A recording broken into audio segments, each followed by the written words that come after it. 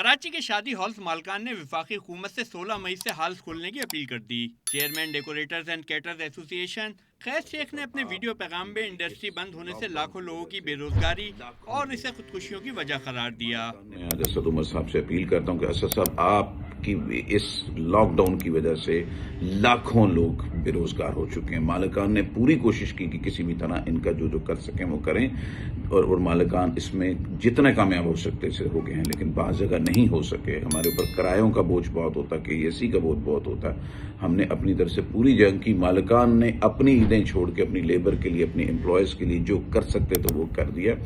آپ سے اپیل ہے کہ ہماری انڈسٹری کو صرف آپ نے انسینٹیو نہیں دیا، ٹیک اوے ہوم ڈیلیوری کی سروس آپ نے ریسٹورنٹس کے لیے کر دی، شاپنگ سینٹرز کو 6 بجے تک کھول دیا، لیکن آپ نے ٹرانسپورٹ کو 50% پہ کر کے کور کرا دیا، لیکن ہماری انڈسٹری کے لیے آپ نے ذرا بھی انسینٹیو نہیں دیکھا۔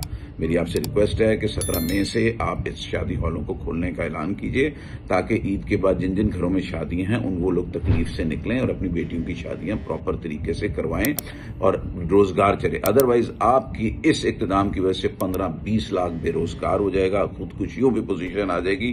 خدارا ان لوگوں کو، عوام کو بچائیں جس کی وجہ سے آپ لوگ الیکٹ ہوتے ہیں۔ آپ سے بہت شکر گزار ہوں گے، ہماری انڈسٹری، بہت شکریہ۔